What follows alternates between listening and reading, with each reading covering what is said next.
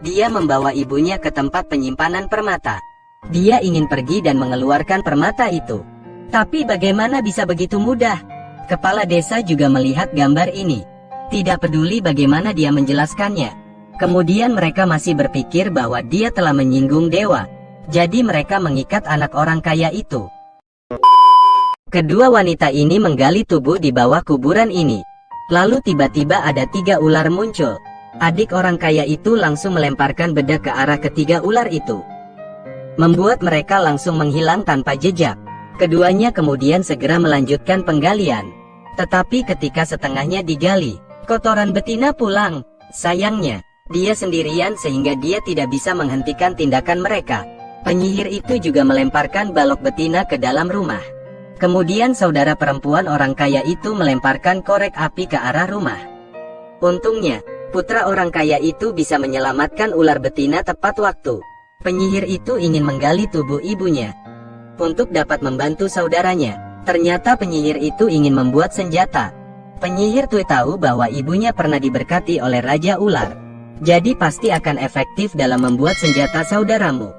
Kemudian penyihir itu menggunakan sepotong tulang dari tubuh ibu ular untuk melatih menjadi senjata yang sangat kuat. Sekarang penyihir akan menemukan bar feminin. Karena sebelum itu, penyihir itu ditangani oleh Raja Ular. Jadi sekarang dia ingin membalas dendam.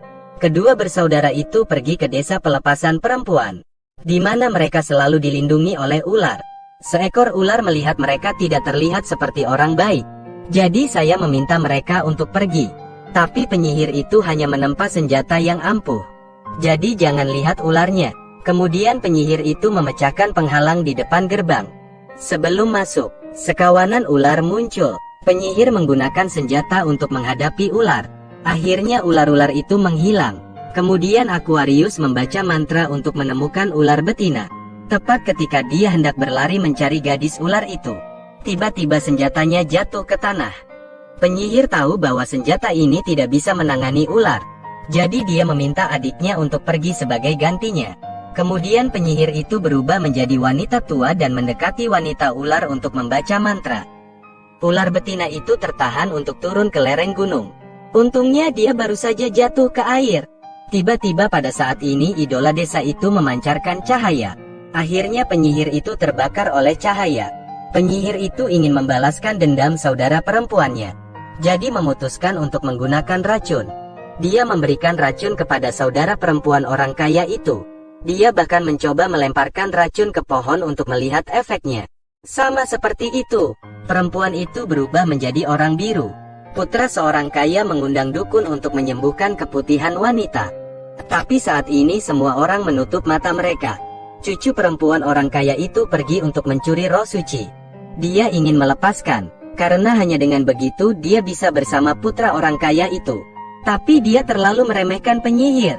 Saat dia melakukan sihir untuk menemukan pencuri roh suci, saya melihat jejak kaki datang di depan cucu orang kaya itu.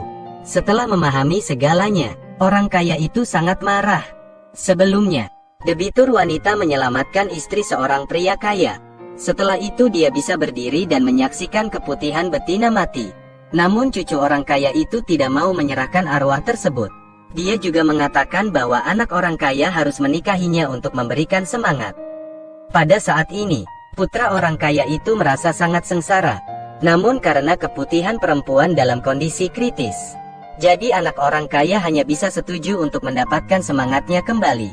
Cucu orang kaya itu juga memintanya untuk bersumpah di hadapan Dewa Api. Kemudian debit wanita diselamatkan. Tapi anak orang kaya itu tidak bisa tersenyum bahagia. Baru saja, penyakit jantung nenek kambuh. Dia selalu berharap cucunya bisa segera menikah. Pada akhirnya, dia hanya bisa dengan sabar setuju untuk menikahi sepupunya. Ketika wanita itu datang ke rumah orang kaya, dia dipukuli seperti laki-laki. Gadis ular itu juga dipermalukan oleh keponakan keluarga kaya. Pada saat upacara pernikahan yang khusyuk, maka wanita hanya bisa melihat dari jauh. Bagi wanita, ini sangat menyakitkan. Pacarnya akan menikah tetapi pengantin wanitanya bukan pelayan bar. Namun di luar dugaan saat pernikahan berlangsung, lalu tiba-tiba, keponakan orang kaya itu memiliki ekspresi yang tidak biasa. Pada langkah terakhir pernikahan, Dia mendorong putra orang kaya itu pergi, kemudian bergegas ke tempat kejadian, kemudian berlari mengejutkan semua orang. Hari itu, cucu orang kaya itu memenuhi mimpinya. Tetapi di akhir pernikahan, dia tiba-tiba mendorong putra orang kaya itu pergi. Dia menjadi gila dan merusak pernikahan. Kemudian lari di mata keluarga yang bingung. Ternyata dia sudah berubah wujud sekarang. Kulit di tubuhnya berubah bentuk. Dalam sekejap mata dia telah berubah menjadi setengah manusia setengah ular. Sekarang dia tiba-tiba memikirkan apa yang dia temui tadi malam. Ternyata dia ingin berdoa sehari sebelum pernikahan. Dia berharap Diao King dapat membantunya menyelesaikan pernikahan. Tapi di saat dominasi, kemudian dia tidak hati-hati menginjak telur ular. Melihat gambar ini, induk ular akan segera menggigitnya. Namun tiba-tiba induk ular melihat tanda raja di kepalanya. Meski tidak bisa menyerang, ibu ular masih bisa mengutuknya. Itu sebabnya dia menjadi monster.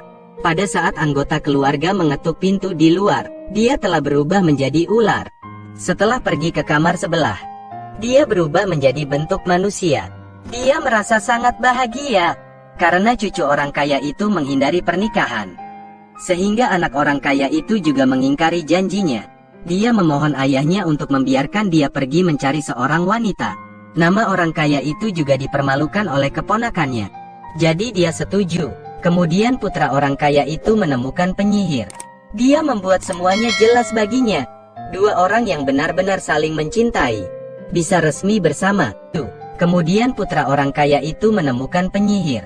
Dia membuat semuanya jelas baginya. Dua orang yang benar-benar saling mencintai bisa resmi bersama. Di sisi lain, cucu perempuan kaya dipukuli oleh ibunya. Orang kaya itu bertanya, mengapa dia melarikan diri, tapi dia tidak berani mengatakan yang sebenarnya kepada semua orang. Hari itu ketika keponakan pria kaya itu melihat orang yang dicintainya berada di sisi wanita itu, dia merasa sangat benci. Saat dipulangkan, sang betina sedang sendirian. Dia berubah menjadi ular dan bergegas di depan wanita itu. Kemudian semprotkan racun ke mata wanita itu, membuatnya tidak bisa melihat lagi. Keesokan harinya, putra orang kaya itu baru saja keluar dari rumah. Kemudian ditikam di perut oleh seorang pria dengan pisau. Keponakan orang kaya ingin memberinya pelajaran. Namun di luar dugaan, hal itu akhirnya menyebabkan putra orang kaya itu nyaris kehilangan nyawanya. Dia merasa sangat menyesal ketika dia berdoa untuk berkah putranya. Dia akan berubah lagi. Dia hanya bisa bersembunyi di kamar. Ketika orang kaya itu kembali, dia menemukan bahwa cucunya tidak ada di kamar. Orang kaya itu dengan cepat mengetuk pintu. Pada saat ini, cucu orang kaya belum kembali ke bentuk manusia. Untungnya ketika orang kaya itu mendorong pintu, dia membuat nama orang kaya menyeretnya di depan putranya. Dia mengatakan putranya terbaring di sini. Namun dia kembali ke kamarnya untuk beristirahat. Meskipun ada rasa sakit di hatinya, dia tidak bisa mengatakannya. Pada saat ini, wanita itu datang ke rumah kekasihnya dengan mata buta. Mendengar berita bahwa kekasihnya dalam bahaya, dia sangat tertekan. Dia bersumpah bahwa dia akan mempertaruhkan nyawanya untuk mendapatkan air suci. Kemudian keputihan betina membawa korban untuk menemukan dewa ular. Cinta keputihan wanita menyentuh dewa ular. Kemudian dewa ular berubah menjadi jalan bagus. Dewa ular memberi gadis ular 3 pilihan. Uang memiliki kekuatan tak terbatas. Air suci menyelamatkan kekasih. Ular bukan karena pilihan suci. Dalam perjalanan pulang, dewa ular secara aktif memblokir badai untuk keluarnya wanita. Setelah itu, wanita itu membawa air suci ke rumah pria kaya itu. Dalam sekejap mata, putra orang kaya itu bisa bangun. Tetapi pada saat ini, ia menemukan bahwa keputihan wanita tidak lagi terlihat. Dia kemudian membawa wanita itu ke rumah sakit untuk mencari spesialis untuk merawatnya.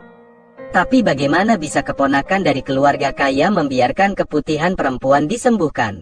Dia menyuap perawat untuk mengubah obat untuk racun. Tetapi ketika dia melepas perban, dia masih bisa menyembuhkan matanya. Bisa juga karena ramuan racun keponakan orang kaya itu membantu keputihan wanita mendapatkan kembali matanya. Pada akhirnya, keponakan bernama Rich tidak mencapai keinginannya. Sedikit yang dia tahu bahwa dia akan menghadapi hal-hal yang lebih mengerikan. Adik gadis kaya itu sedang tidur, ketika dia tiba-tiba menemukan seekor ular di tempat tidurnya. Dia takut untuk membuka mataku.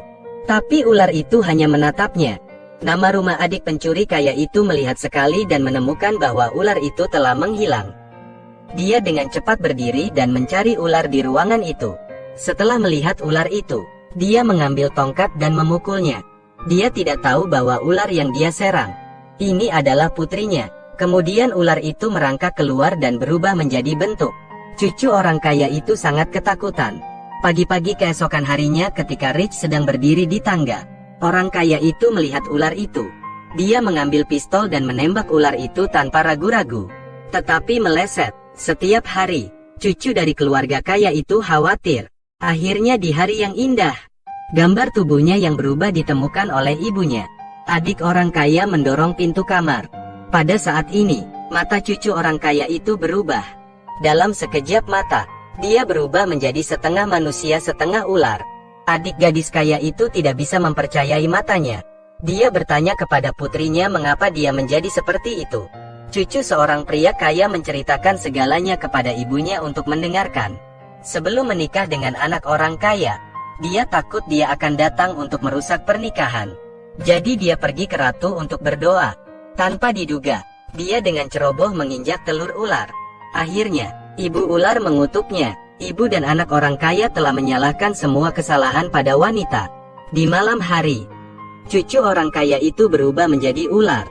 Dia pergi ke teritip dan menemukan bahwa putra seorang kaya juga ada di sini. Dia ingin menggigit gadis ular itu sampai mati. Melihat putra seorang kaya yang melindungi wanita ular, dia menjadi semakin marah. Dia bergegas untuk membungkus dirinya di sekitar ular. Putra seorang kaya tidak dapat menyelamatkan gadis ular itu. Jadi dia pergi memohon kepada dewa ular.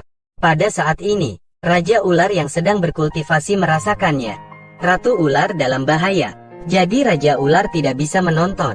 Raja ular berubah menjadi ular dan merangkak. Melihat cucu orang kaya itu, dia tidak ingin melepaskannya. Raja ular yang marah berubah sekali lagi, lalu bergegas menggigit keponakan orang kaya itu. Setelah dia terluka, aku lari. Akhirnya, ratu dan raja bertemu lagi. Cucu orang kaya itu kabur dari rumah. Pada saat ini, orang kaya mengundang pesulap untuk datang, karena dia menemukan ular di dalam rumah. Nama orang kaya mau minta tolong biksu itu menangkap ular itu. Setelah penyihir menyelesaikan pertempuran, kemudian di dalam mangkuk berisi air muncul sebuah gambar cucu perempuan bernama Rich. Semua orang takut dengan gambar ini. Nama orang kaya itu berteriak. Kena tahu itu tidak mungkin. Cucu perempuan orang kaya itu muncul. Semua orang terintimidasi oleh gambar setengah ularnya. Orang kaya selalu memuja Raja Condor. Jadi dia tidak terlalu memikirkannya. Tapi nenek tidak ingin melihat cucunya berjalan menuju kematiannya. Meski tidak mengambil tindakan, pria kaya itu tetap mengejar ibu dan anak mereka keluar rumah. Kemudian saudara perempuan orang kaya pergi ke tuan yang hebat. Dia berharap tuannya dapat mematahkan kutukan pada putrinya. Tapi tuannya berkata dia tidak bisa membantu. Hanya ditemukan satu orang yang bisa berbicara dengan dewa ular. Kemudian hanya berdoa kepada dewa ular yang dapat mematahkan kutukan. Setelah mendengar itu, saudari kaya itu langsung tercengang. Hanya satu orang yang dia kenal yang bisa melakukan ini. Tapi bagaimana dia bisa memohon untuk membiarkannya pergi? Dia kemudian menyusun rencana untuk mengelabui wanita itu agar pergi menemui tuannya. Melihat cucu dari keluarga kaya, wanita itu merasa sangat kasihan padanya.